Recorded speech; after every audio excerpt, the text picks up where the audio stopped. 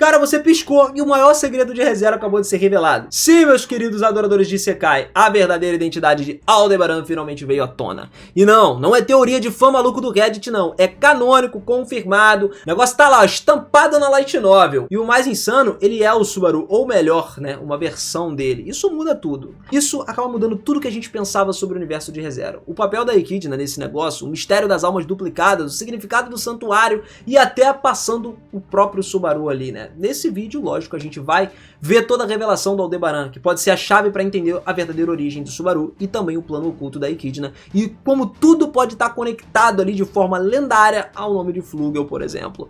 Prepare, irmão, pega a pipoquinha porque depois de hoje você nunca mais vai olhar para ReZero do mesmo jeito, entendeu? Capricha no like, senta no sofá, vem comigo pra gente mergulhar nessa loucura. Vamos lá.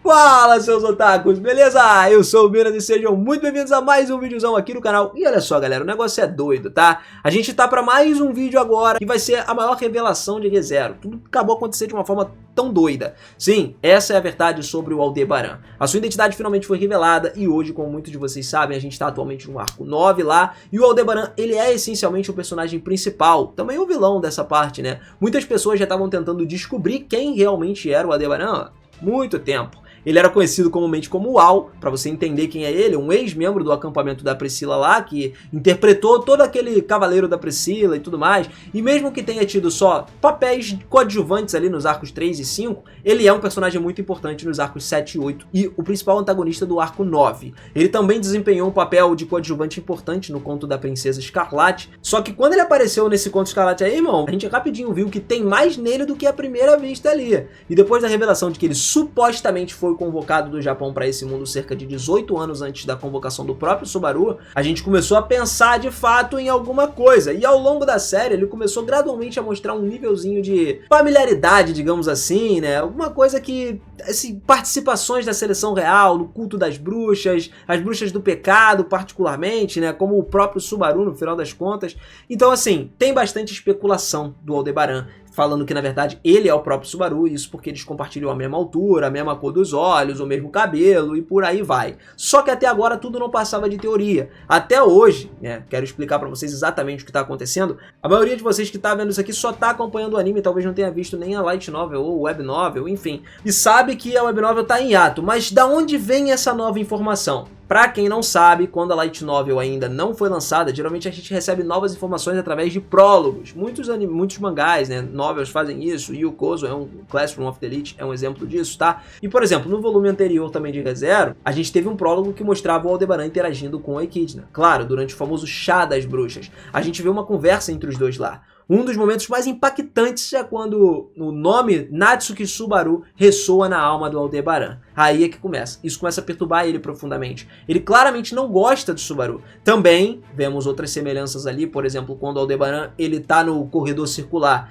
É semelhante à situação que o Subaru já enfrentou. Ele acerta a porta correta de primeira. E isso chama muita atenção da Echidna, porque, pô, não é normal. Ou seja, mais uma semelhança entre ele e o Subaru. Tudo isso fez muitos acreditarem que ele é mesmo o Subaru. Só que a maioria das pessoas discordava. O pessoal falava, pô, não é possível que o autor ia fazer isso. Um excelente escritor jamais ia entregar uma parada tão óbvia assim. Talvez é só uma pista falsa que ele tá deixando. Só que aí o Aldebaran chama a Beatrice também de burro, né? E mais coincidências vão se acumulando.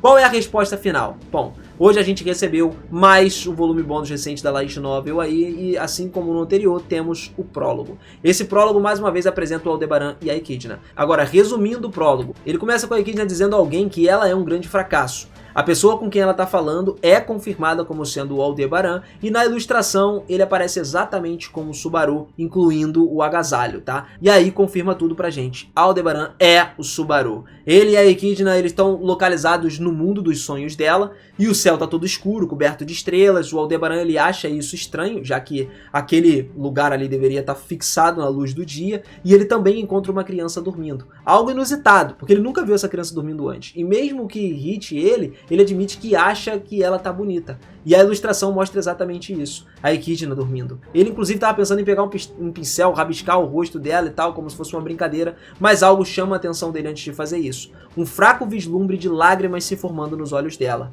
E ele tenta acordar ela, dizendo, Sensei, Sensei. E aí ela finalmente acorda, murmurando, né, com um toque de arrependimento, tipo, putz, era só um sonho e tal. E aí o Aldebaran, ele tenta perguntar sobre o que ela estava sonhando, mas ele é recebido com silêncio. Depois vem a frase do início do prólogo, onde ela diz que é um fracasso. Assim como ele, depois que ela tentou mudar o assunto, voltando ao seu comportamento habitual e tal, ela tenta disfarçar, mas aí o Aldebaran comenta que foi estranho ela agir assim. Ele começa a observar atentamente o rosto dela para ver se ainda tem sinais de lágrimas, mas não tem mais nada. Ele percebe lá no fundo que aquelas palavras não eram uma brincadeira, eram verdadeiros sentimentos dela. E aí ele se pergunta quem foi que fez a Echidna se sentir um fracasso. Só que ele decidiu não perguntar isso pra ela, talvez ele perdeu a chance dele pra sempre. E também começou a se questionar se realmente ele quer a resposta, quer saber sobre isso.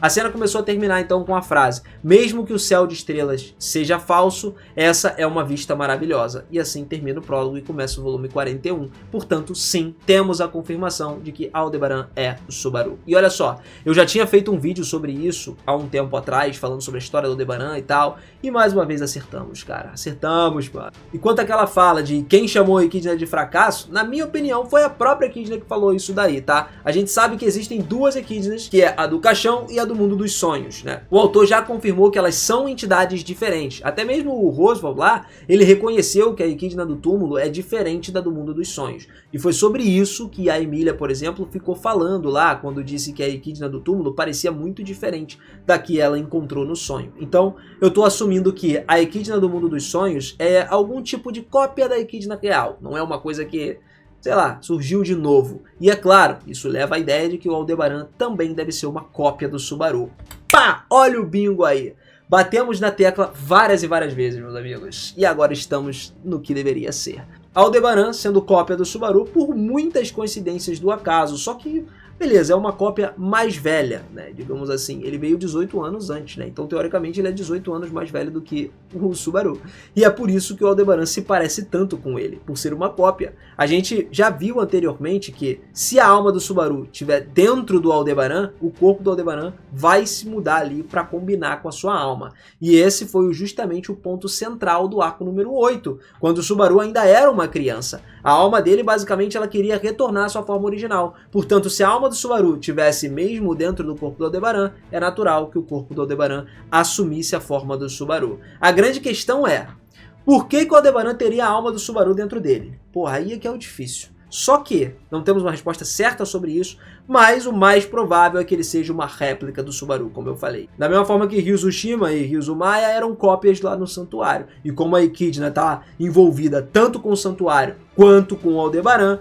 não seria um absurdo a gente imaginar que o Subaru passou por uma coisa semelhante para ser copiado. Isso, é claro, nos leva de volta à teoria de Flugel, né? Com base nisso, a gente pode assumir que o Subaru de fato é o original, considerando o fato de que essa tela segue o Subaru e não o Aldebaran. O Aldebaran não é o original. Essa é a razão pela qual, quando o Aldebaran está lutando contra o Reinhardt, por exemplo, ele começa a mencionar que eles estão se unindo ali. O Aldebaran ele responde dizendo que essa tela nem olha para ele. E isso acontece porque essa tela sabe quem é o verdadeiro Subaru. Ela sabe a quem ela tem que seguir, ela sabe de fato aonde está a alma verdadeira. Enquanto o Aldebaran é só uma cópia, é como se fosse a cópia fajuta, tá ligado? Não é uma cópia original. E isso também explicaria a autoridade do Aldebaran. Porque se ele foi criado a partir da alma do Subaru, a gente sabe que os fatores das bruxas estão ligados à alma. Então o Aldebaran teria uma versão enfraquecida desses fatores aí. O fator da bruxa da inveja estaria conectado à alma duplicada dele, né? Resultando num poder meio que incompleto. Não seria o poder de fato igual ao do Subaru. Por fim, isso tudo, cara, também acaba explicando por que o Aldebaran não pode existir como ele mesmo enquanto o Subaru ainda estiver por aí. Porque o Aldebaran é uma imitação, é uma cópia, e ele não é o original. Então, se o Subaru for eliminado, o Aldebaran vai poder finalmente se tornar uma pessoa própria. Problema é o Subaru ser eliminado, né? Convenhamos. Ele já foi em várias linhas do tempo e voltou no tempo e refez tudo. Então o Subaru nunca é eliminado. Teoricamente o Aldebaran, se ele não for eliminado, o Aldebaran não vai voltar a ser quem ele era. Não vai, na verdade, ser quem ele era para ser, porque ele tá sempre na sombra do Subaru. Com o original fora do caminho, beleza, ele restaria sozinho, ele conseguiria ser. Mas aí o original não estando fora do caminho, as coisas vão um buraco mais embaixo, cara. Não tem como. Por isso que o Subaru acaba meio que sempre escondendo o Aldebaran acima de tudo. Bom, família, é isso aqui, cara. Conseguimos, mano, desvendar todos os mistérios que a gente tanto esperou de quem era o Aldebaran por tanto tempo. Acompanhando o ReZero, ó. Muito tempo, cara, mas conseguimos de fato. Eu espero que vocês tenham gostado desse vídeo, de mais uma informação completinha pra gente. E vamos aguardar pra ver o que vai acontecer nesse novo volume, né? Tem muita coisa prometendo pra vir pra gente aí e eu espero que seja uma coisa interessante, pra gente não perder tempo. Então se você curtiu, comenta aí o que você acha. Se você já sabia ou se você era do time que era contra, falava que o Aldebaran não era o Subaru, não era cópia, não era nada disso. Seria muito simples. Comenta aí qual era o seu time. Team Aldebaran é a Subaru ou Team Aldebaran é outra pessoa completamente diferente. E não esquece de se inscrever no canal e de ativar o sininho, deixar o seu like ajuda demais também, mas se inscrever no canal e ativar o sininho é muito importante pra você, cara. Me ajuda demais a crescer essa comunidade, a gente continuar crescendo isso aqui firme e forte e continuar trazendo mais informações cada vez mais significativas pra gente aqui no canal, mas também ajuda você a sempre estar informado do mundo dos animes, principalmente dos isekais. Sempre tem novidade aqui, todo dia tem vídeo novo praticamente e a gente tá aí firme e forte na jornada. Muito obrigado por tudo, beijo no coração de vocês, aquele forte abraço e eu te vejo na próxima. Valeu!